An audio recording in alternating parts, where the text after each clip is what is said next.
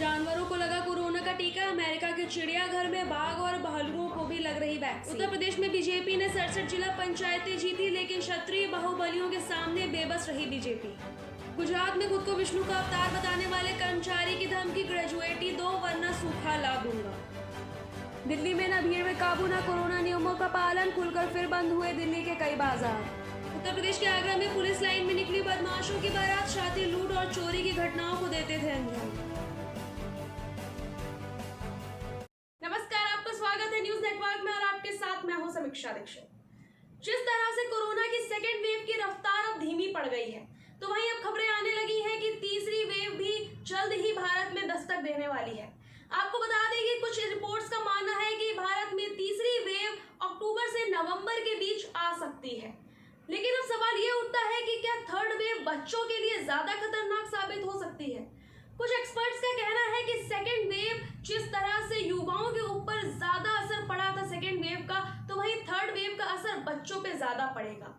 AIIMS के doctors का मानना है कि बच्चों की इम्यूनिटी स्ट्रांग होती है, इसलिए बच्चों पर थर्ड वेव का असर ज्यादा नहीं पड़ेगा। आपको हम अपनी रिपोर्ट में दिखाएंगे कि आखिर थर्ड वेव का सबसे ज्यादा असर किस कैटेगरी पे पड़ेगा। कोरोना वायरस की दूसरी लहर का खतरा भले ही कम हो गया हो, लेकिन अब एक्सपर्ट और आम लोगों को संभावित तीसरी लहर का खतरा सताने लगा है। इस बीच एक्सपर्ट्स ने माना है कि तीसरी लहर का असर सबसे ज्यादा बच्चों पर होगा। ऐसा साफ तौर पर नहीं कहा जा सकता है, लेकिन यह भी है कि बच्चों को कोरोना होगा ही नहीं, ऐसा मानकर भी नहीं चला जा सकता।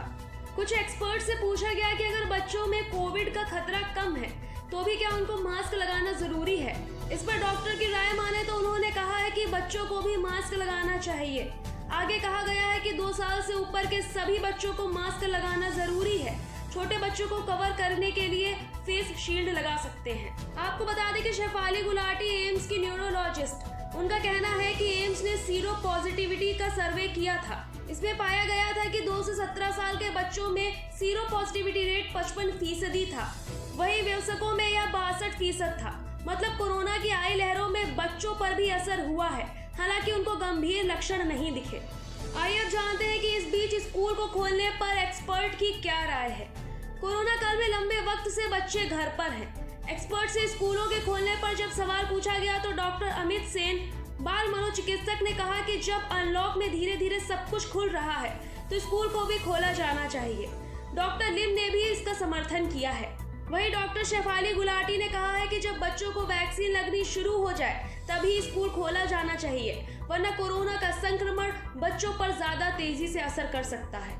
कई एक्सपर्ट्स का कहना है कि बच्चों में इम्यूनिटी सिस्टम स्ट्रांग होता है, इसलिए उन पर कोविड का खतरा कम माना जा रहा है। कुछ रिपोर्ट्स की माने तो तीसरी लहर आने का अनुमान अक्टूबर से नवंबर के बीच लगाया जा रहा है। लेकिन जहां एक तरफ देखा जाए तो भारत में दूसरी लहर ने बहुत तबाही मचाई थी। इसके चलते लोगों की लापरवाही फिर से शुरू हो गई है। लोगों को कोरोना वायरस से डरना चाहिए और मास्क पहने रहना चाहिए।